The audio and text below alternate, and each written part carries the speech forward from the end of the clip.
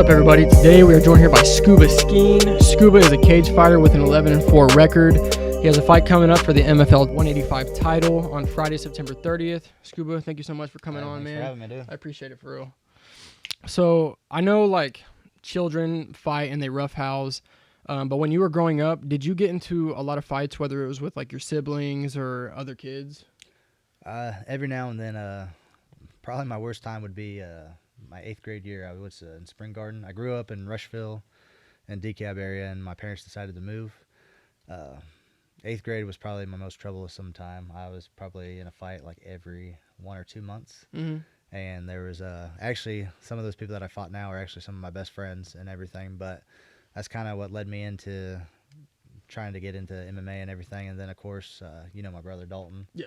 I always had to beat him up. That's why he's just the baddest ever. Yeah. Shout out Dalton Myers, man. Yeah, he thinks he's bad. He's not bad. No. Did you watch any combat sports or WWE when you was younger? Because I used to watch WWE a lot when I was younger, so I didn't know if you... WWE all the time. I broke plenty of beds back in my day. Oh, yeah. From slamming Dalton. Yeah, wrestling, roughhousing. Pretty much like the MMA-wise is pretty much like the first Ultimate Fighter. I know every fighter probably says that, but like, the Forrest Griffin, Stephen Bonner fight. Yeah. That season's probably what made me like, kind of open up to MMA and everything and find out like what it is and everything. So it'd probably be the Ultimate Fighter, and then of course WWE, but mine would probably be like the Attitude. What is it called? Like Attitude it goes like Era? Attitude Era, and then Ruthless Aggression Era. Yeah, or something like that. Yeah. I don't know. This new era, It's not the same. Not the same. My favorite era is when it was like Triple H, John Cena, and like Stone Cold was still Don't coming even in say every John now and then. Huh? Don't even say John Cena. Why? He's like, It's he's horrible. the greatest of all time. Did you say greatest of all time? John Cena is the greatest WWE superstar of all time. I'm gonna pretend you did not even say that. Who do you think? Greatest of all time? Like I said, Attitude Era. Greatest of all time? Oh, that's a hard one. I'm going to give you my top 3, and John Cena is not even in the top 20. Oh, man. Yeah. Well, that's just your fault. be That's Rock. not my fault. I mean, it's not my Guy fault goes you're Rock, uneducated. Back Okay. whenever he was a wrestler. Rock's great. Stone Cold Steve Austin. That's what he probably pretty much made the Attitude Era. Mm-hmm. I might have to say Triple H. All great. Yeah. But they're not John Cena. And Oh my gosh. but it's okay. It's okay. We can have our differences. We can agree to disagree, man. You're a little bit older than me, so you grew up in a different, and so it's all right. It's not a big deal. Yeah. You can't see me. My time is now. That's horrible. What made you decide to take the chance to even become a cage fighter? Because to the normal human being, that's insane to think that you'd be getting locked up into a cage to fight someone until you stop them or they stop you or the ref stops it. I started training probably like whenever I was like 14 or 15, and I took my first fight whenever I was 19, and it was for Travis Quarter for Blackout Fighting Championship, which shout out to him. He's still a great guy and still keep in touch and everything. And I remember he was first putting on his promotion down here at No Place for Blackout. And it was literally a month before, because I guess I think it was like 2 or 3 fights ended up backing out on him, and I ended up deciding, I was like, I'll take that. I was like, I've been training on and off with you, and ever since then, that's pretty much just how it started, like literally off of people backing out, because normally I just got into it I never planned on fighting. I planned on, just to get into shape and learn how to defend myself and everything, and then me just taking that leap, saying, hey, I was like, I'll fight for your show. And it just that's how it all started. Yeah. Fighting-wise. Think back to your first fight. Talk to me about your mindset when you were training and then getting there, hearing your music playing, and then your name getting called. What was that feeling that you had when, like, right before the fight actually started? My very first fight, I'm actually very, very happy for, because that fight, I believe, is actually the fight that led me to believe what kind of fighter I am, because usually like there's brawlers, there's technical, there's straight jiu-jitsu guys, and that fight, like I said, I ended up taking on like a month's notice and everything, and I think, because like I said, that was 9 years ago. I think that was whenever I walked out to the Harlem Shake.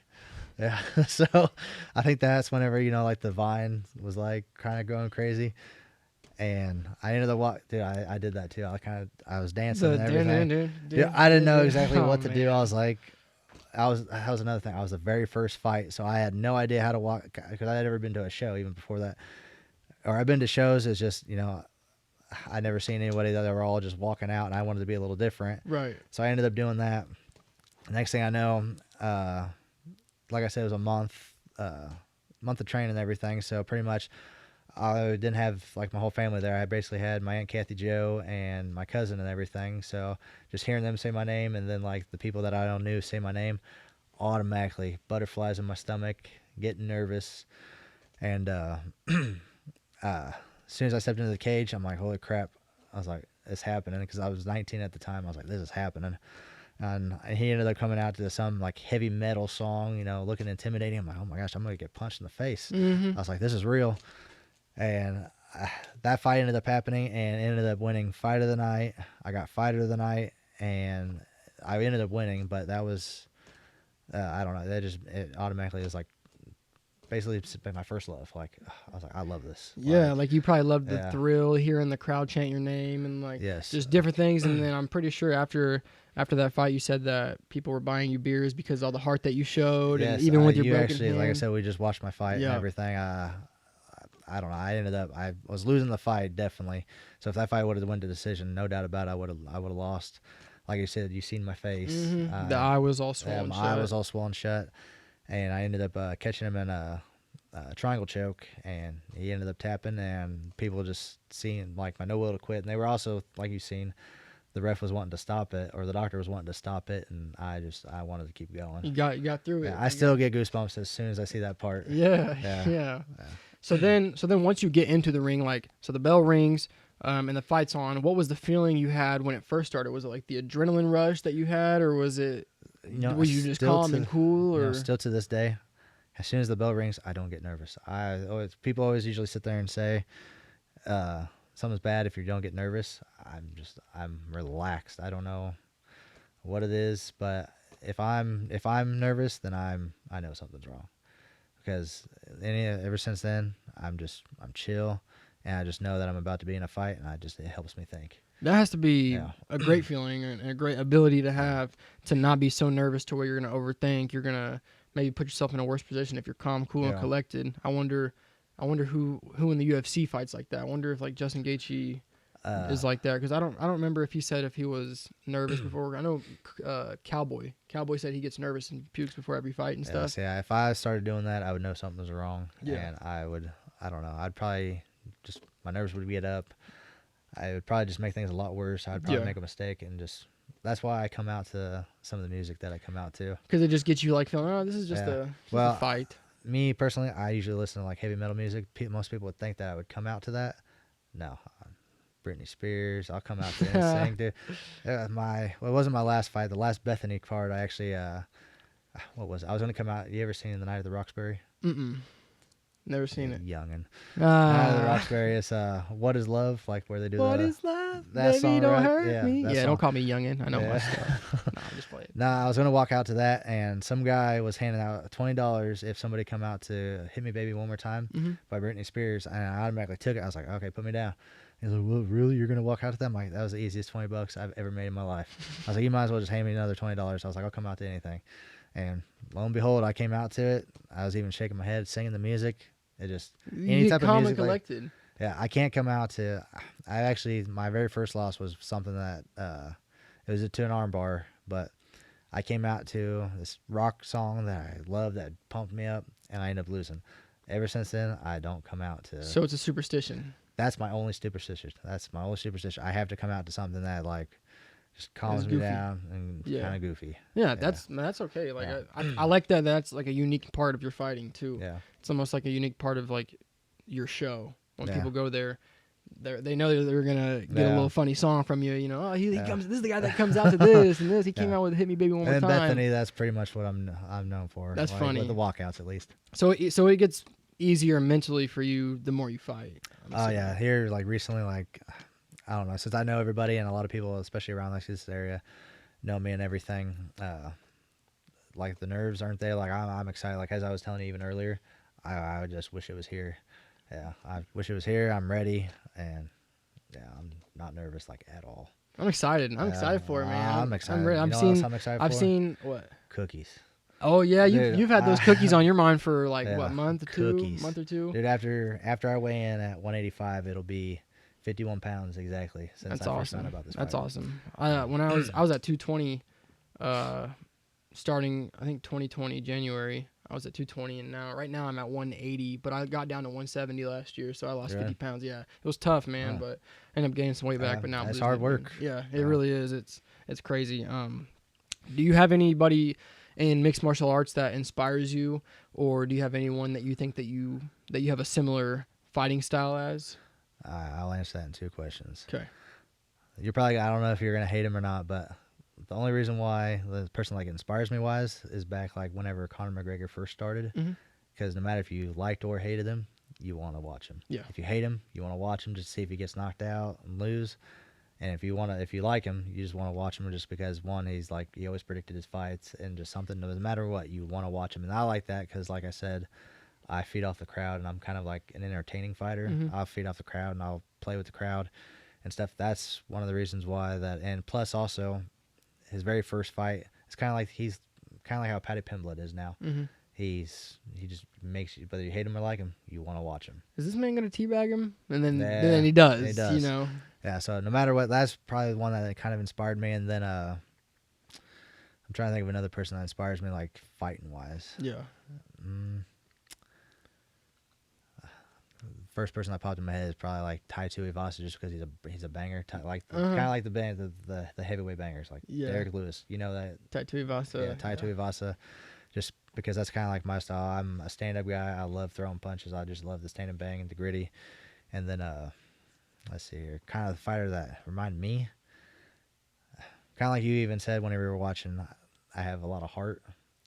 I would say not as like fighting style wise, but with the heart wise, it would probably either be Justin Gaethje. Yeah, because that dude will just keep going forward. You have to literally knock him out in order for him to stop. Yeah, or just choke him out, which happens a lot. Pretty much, yeah. No, I'm just playing. Yeah.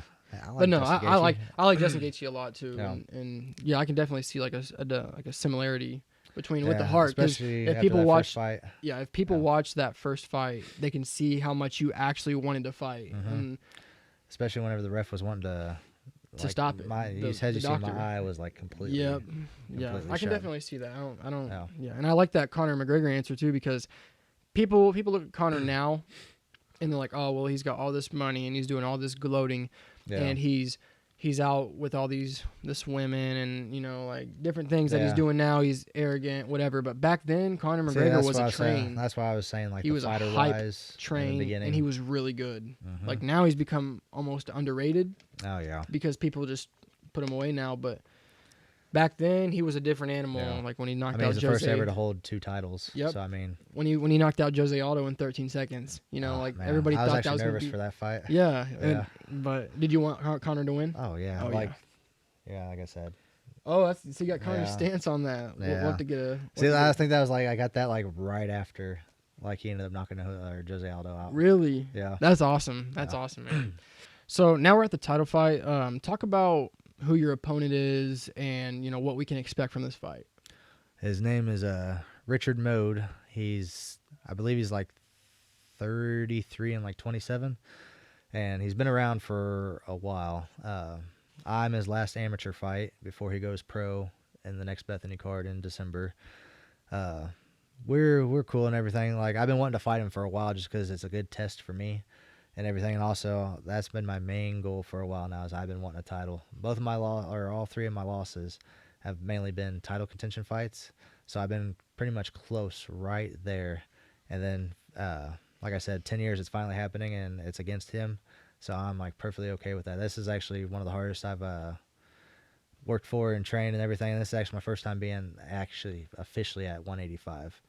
So that's another thing. And we get along and everything. He's a good fighter.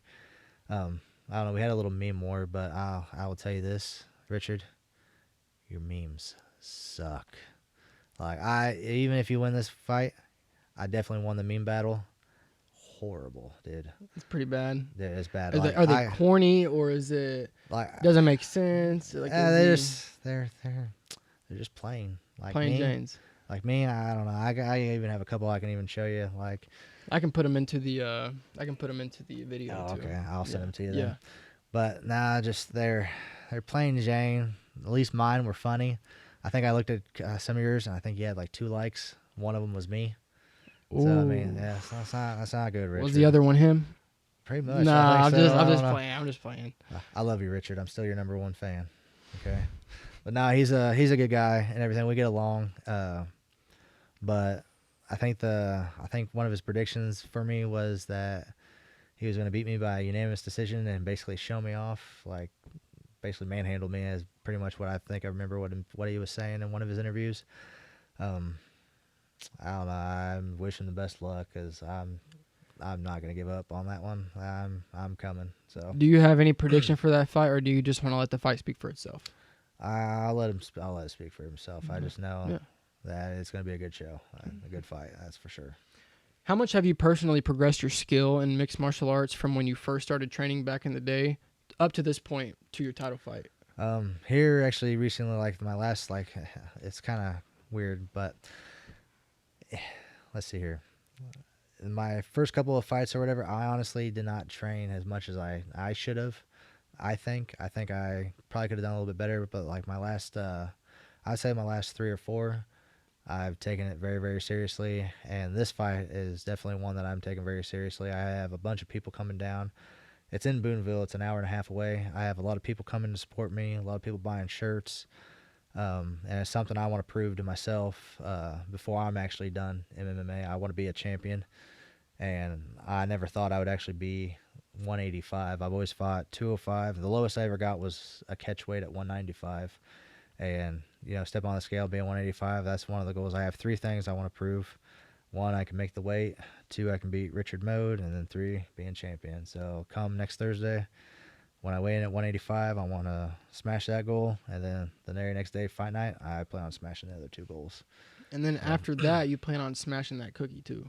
Oh, dude, It's we got a going Crumble down. Cookie here in town, opening soon. Yeah. I'm gonna be their number. You ever had Crumble Cookie? No, I looked it up. It was too expensive. I was like, I'm not paying that I much don't for care. some cookies. I'll pay $10 for a cookie. Are they that good?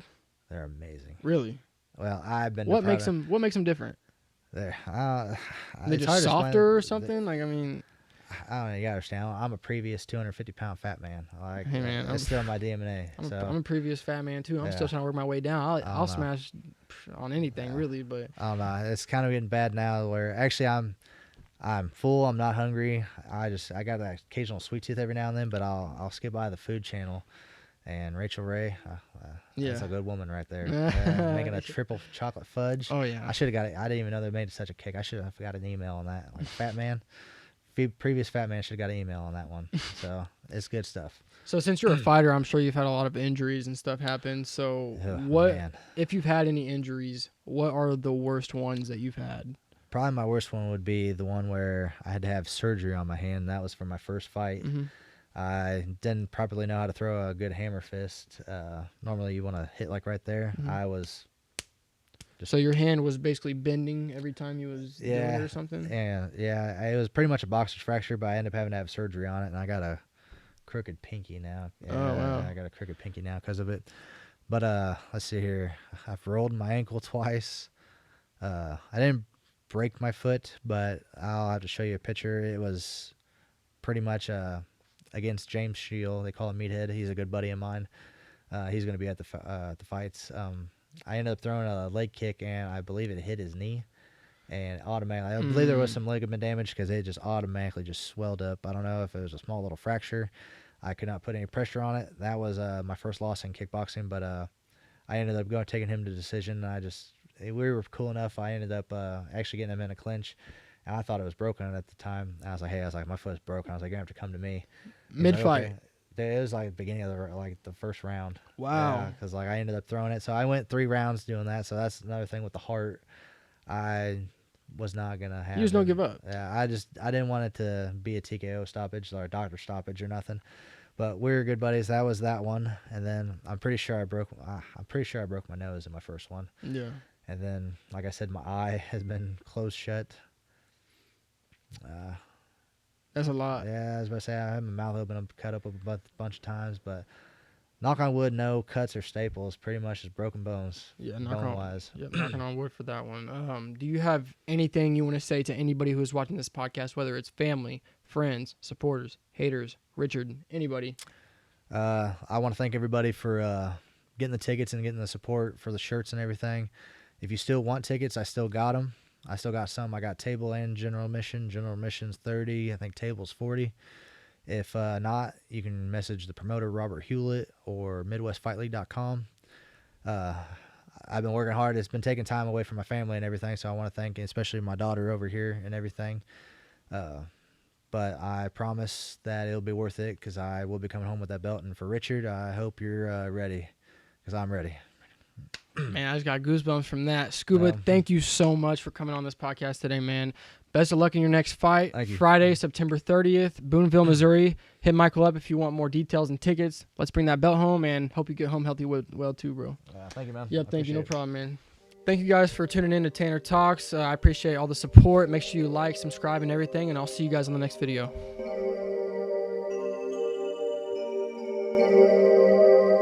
Prince the producer.